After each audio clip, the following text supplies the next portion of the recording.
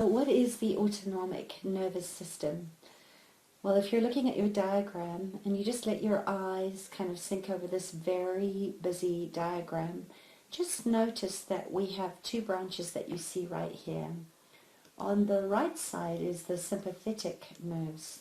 These are your fight-flight nervous system. And then on the left, you have the parasympathetic nerves or parasympathetic nervous system. And this is your rest-digest phase.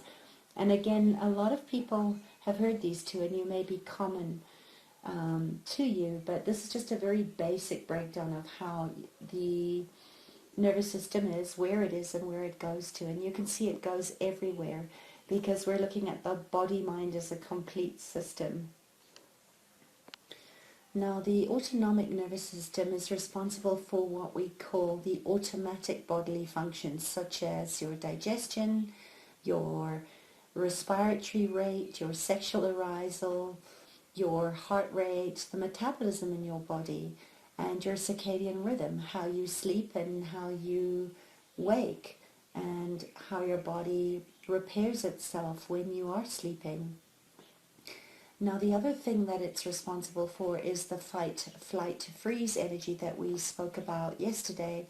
And this is really about what keeps us safe and the existential fear that gets us to run away or allows us to go into a regenerative part of our healing process. Now, there is also what we use as our social engagement and our interaction with other beings, and this is inanimate and animate objects too. And this is how we engage with our fellow communities and our friendly furry friends, and also how we relate to our external environment, what we see, how our senses pick up that which is around us, and that's whether it's through sight or smell or taste, etc. Now, why are we working at this level? Well, it's simply because it's something that we can learn to sense, feel, and observe, and through the mindfulness process we can start to learn how we respond to it and how we can pay attention to our sensations and how we move in regards to our external environment.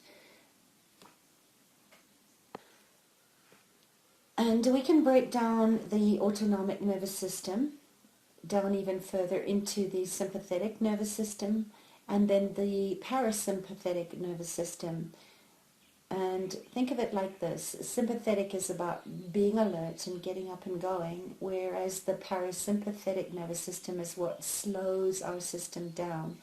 And there's two portions here, and the one is the ventral vagal portion, and the other is the dorsal vagal portion, which is that freeze mechanism that we're all very familiar with when challenges or certain situations show up, and this is where we're sensing danger, or again where we're moving towards pleasure and away from pain. And we're going to go deeper into that in the upcoming lessons.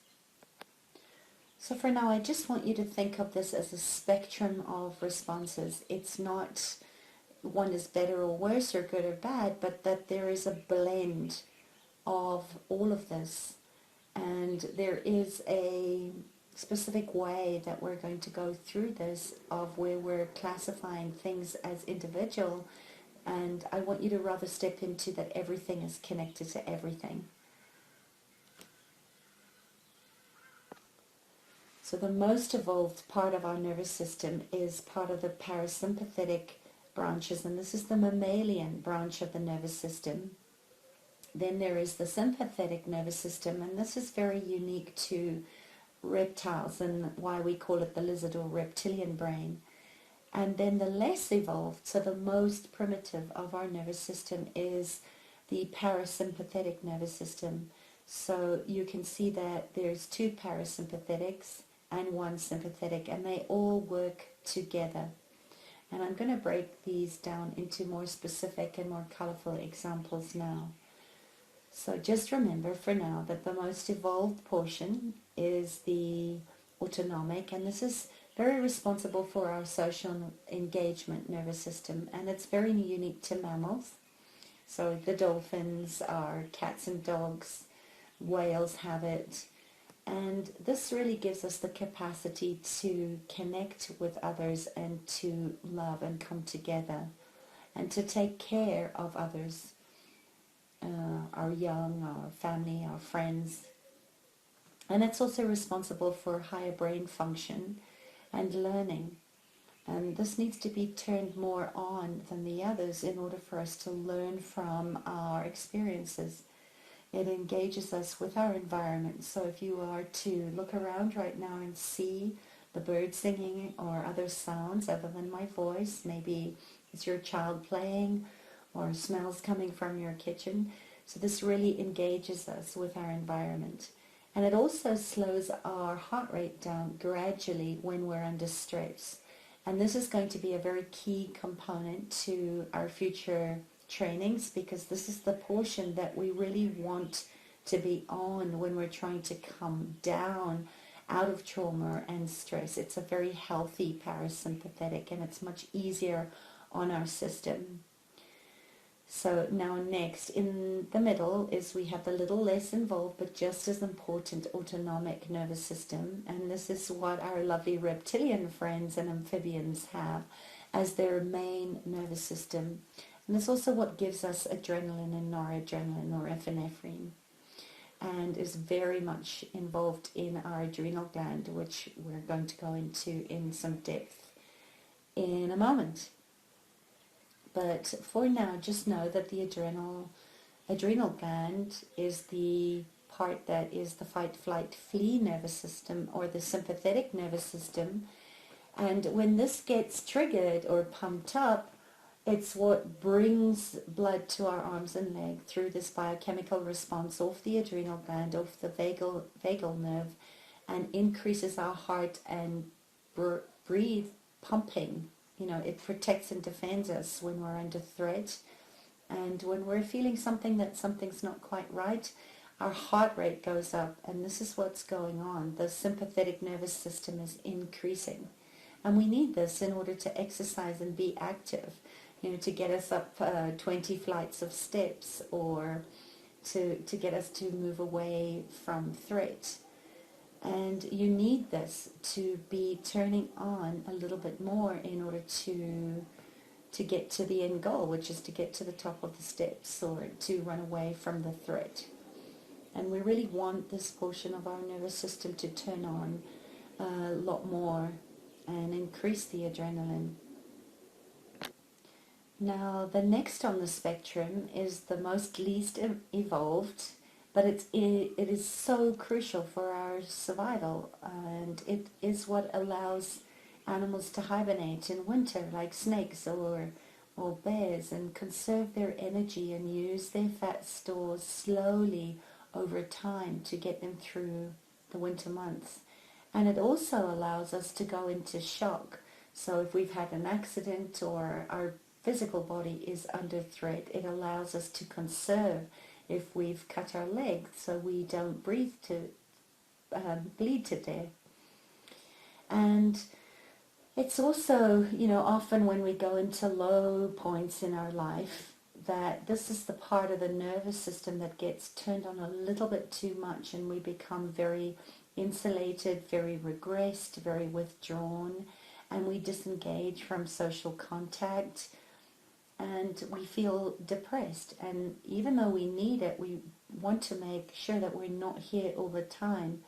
So this is the immobility nervous system, which is part of the parasympathetic nervous system, which helps to slow us down in a natural way.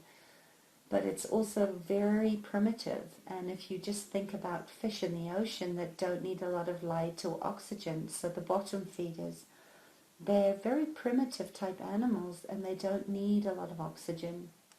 So it's the opposite to fight flight.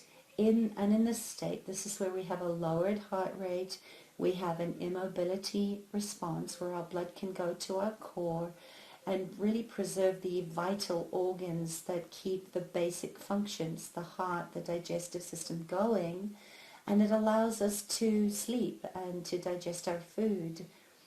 And it also is very low oxygen and very low metabolism. Now, the other thing here to know is that it puts us into conservation mode.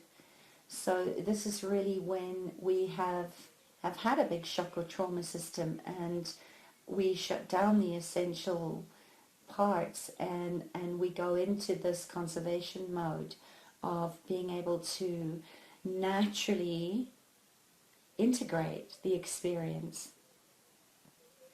And a classic example is to look back at nature again when there is an eagle above and all the pigeons suddenly fall down and it looks like they're dead. So it's a very basic survival need.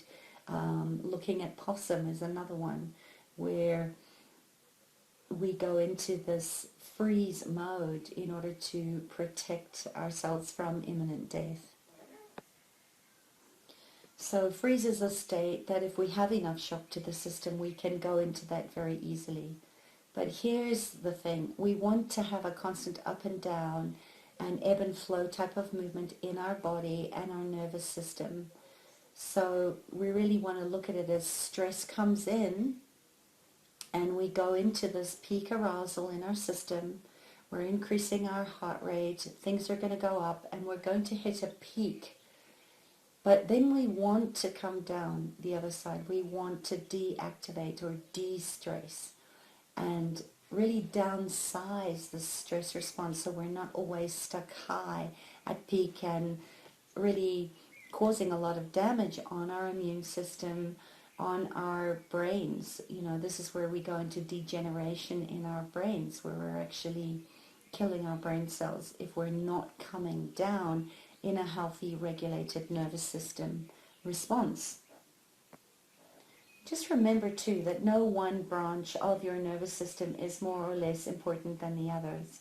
It all comes down to having the right parts turned on when they need to be turned on and having other parts turn off when they need to be turned off. Now, what our system isn't healthy, it does things at the wrong times, and this is what creates chaos and disease and distress in our lives and in our bodies. So it is all encompassing, and when we have this kind of chaos, it's very hard to not have brain fog and connect with people, with the environment, with the work that we do in general. And we really want to have this self-regulation so that we don't have these hectic ups and downs and creating, you know, harmful body breakdown in our bodies, but also in our lives and our relationships. So just remember, the autonomic nervous system is responsible for all the automatic processes in our bodies, including your fight, flight, and freeze survival energies. And it's also responsible for connecting and socially engaging with others. So this is our interconnection, that we are part of a much bigger picture and we're not separate and alone. And this is what looks like the knock-on or the domino effect of the macrocosm of the microcosm, that we are more connected than we give ourselves credit for. And again, this is where we want to go back into the natural harmonic resonance with all things, and that is everything outside of our environment, but also our body as its own natural rhythm, and the 5 elements and the compass directions audios that you're going to get along with this. This would be a really good time to go in there and listen to those. If you haven't listened to them, listen to them again if you have, because you're going to go deeper into just seeing how we are not the web that has no weaver. We are part of a much bigger, broader picture, and on a very subconscious or supermind level, our body wants us to thrive. We're not meant to struggle and suffer, and we're not supposed to stay in these chaotic nodes or miasms where we're going against our very own innate ability to connect in with our true nature and look at our environment for the cues and that's mental and visceral, so the body cues as well, to keep us in this natural state of flow rather than forcing ourselves to go against what our bodies are inviting us into knowing. So just remember, we're looking for balance and optimal functioning on this all the time.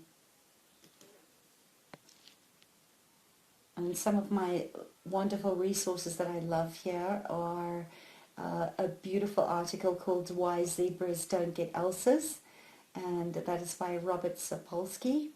And also listen to Peter Levine's work on how the body releases trauma and restores goodness in his resource on his website, and that is called the In an Unspoken Voice. So that's Peter Levine, In an Unspoken Voice. And I will give you links to more resources that I have that I offer up for all my courses, on just how we fit into this beautiful galactic interconnectedness and getting back into our true nature of harmonic responses to our environment, so that we can have more joy and have more clarity in a world that sometimes looks very chaotic. So I invite you to reflect on a time when perhaps you were in a fight-flight response, and a very subtle cue here would be on a story where you can recall with absolute detail of a flight-fight response, where perhaps you weren't able to run away, and really get into the detail of that and notice the stories of, because for me it's how you do anything is how you do everything, and this is really where the work in the mindfulness or peace process can be such a contribution to changing this and calming down your nervous system and healing the brain and those synaptic responses on a cellular level. When you are able to recall a story, you're still running that story in how you're responding to your life now. So just allowing yourself in a space that's safe and gentle and kind to just bring up and recall where perhaps you were in a flight response, and allowing your body to assimilate it now into de-stressing and no longer being at the effect of the story. And then I want you to look at where perhaps you went into a shutdown response or a freeze response, and recall a story on that.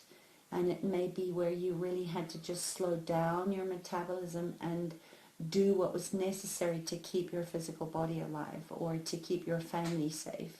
So for me, that was my experience with an armed robber in my house. In fact, 4 of them that had a gun to my child's head, and I went totally into a shutdown response of just allowing my body to feel that and do what was required in that moment to keep us safe. And then thirdly, I want you to go back to a time where you felt really, really connected and in the flow and in your joy, and you were very much socially engaged in your tribe or with another person. So allow your body to feel that as well. And it might be when you were with animals, or swimming with dolphins, or running bareback, or riding with a horse, in a time where you were really in your joy. So just think of those 3 points: fight, flight response, freeze or shutdown, or being socially engaged, and just go back into the story and just notice what comes up for you when you do. So I'll leave that with you now, and I will see you in the next training, where we're going to look at the adrenal response and how you can start to support your adrenals in rehabbing themselves, and also just noticing when your adrenal response is still based on past stories or core fractures or woundings that you haven't allowed yourself to come off of. So enjoy doing the exercises. Keep sending your emails and your feedback on. If you're on on the Facebook page, share what's coming up for you, and allow the group to support you in that interconnectedness, that you're not alone on this journey. And remember why you're doing this, and taking the time out to really focus on healing some of this, so that you can optimize your life, optimize your joy, and start to create a deeper sense of clarity in a chaotic world.